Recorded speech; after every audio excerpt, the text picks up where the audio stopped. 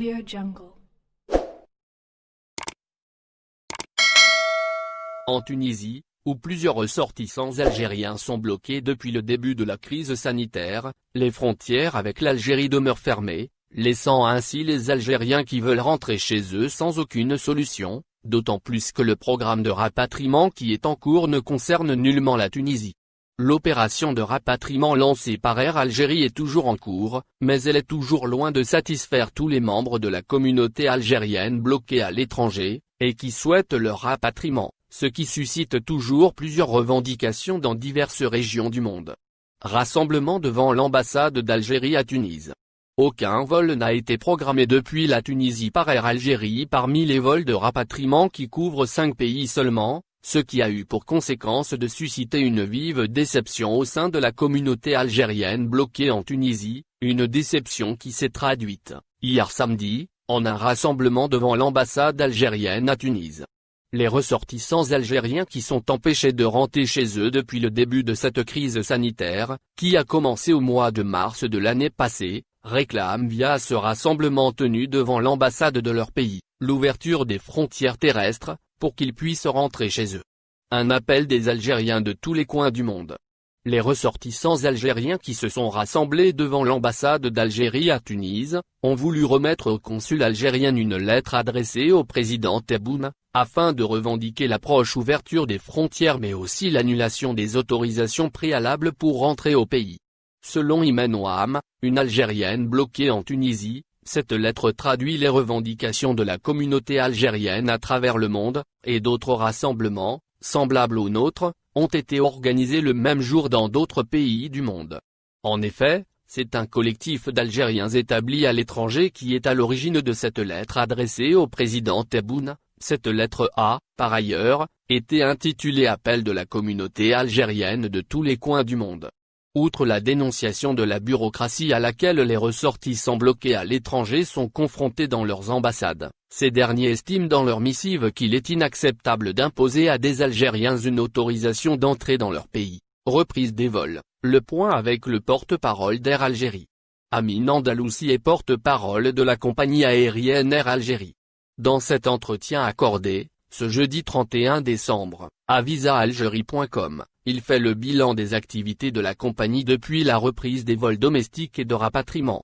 Il évoque également la reprise des vols.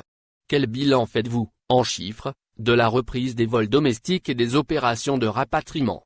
Pour ce qui est des vols domestiques, Air Algérie a effectué depuis le 6 décembre dernier 1578 vols, ce qui représente une moyenne de 440 vols par semaine.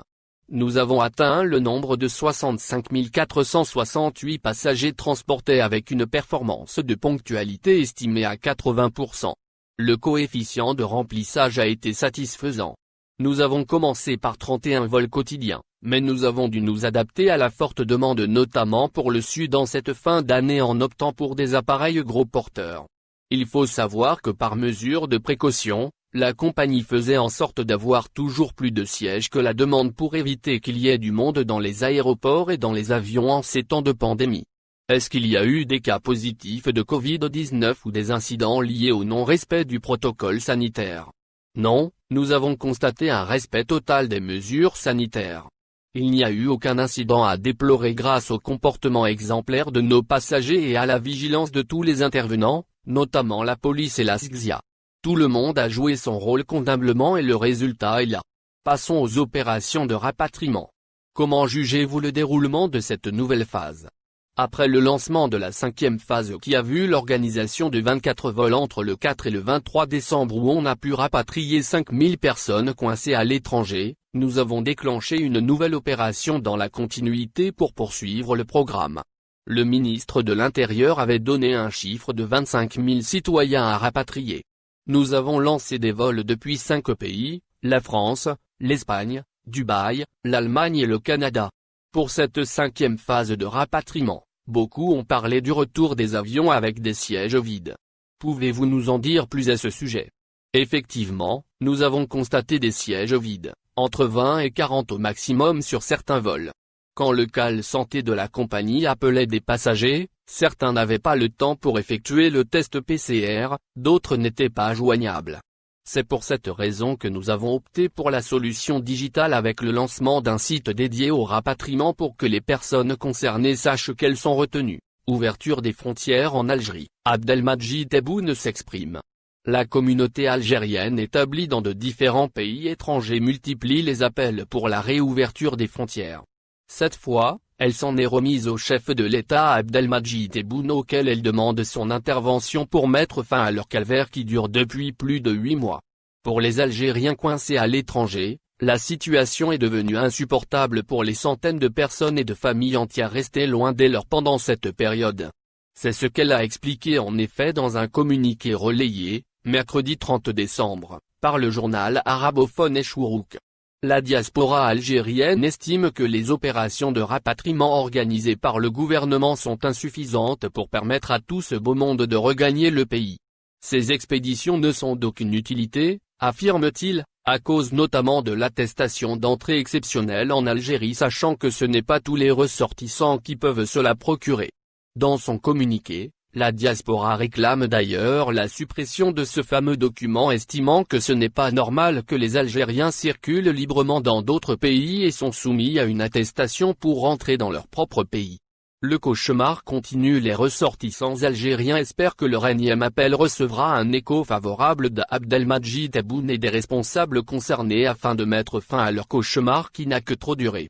La communauté algérienne a initié plusieurs actions et manifestations de rue pour exiger la réouverture des frontières et la suppression de l'autorisation d'entrée en Algérie. Pour rappel, les frontières sont fermées depuis le mois de mars dernier à cause de la crise sanitaire liée au coronavirus. Les liaisons aériennes et maritimes ont été suspendues depuis. Des vols spéciaux ont été cependant organisés pour le rapatriement des Algériens coincés à l'étranger. Ces derniers sont toutefois obligés de remplir certaines conditions pour espérer être du voyage. Ouverture des frontières et reprise des vols en Algérie, les propositions de Abdelmadjid Tebboune. Le retour du président Tebboune en Algérie, après 2 mois d'absence, relance le débat et suscite de nouveaux espoirs concernant la réouverture des frontières et la reprise des vols Air Algérie. Alors que l'année 2020 touche à sa fin, les frontières de l'Algérie sont toujours fermées. La décision avait été prise le 17 mars dernier par le président algérien Abdelmadjid Tebboune.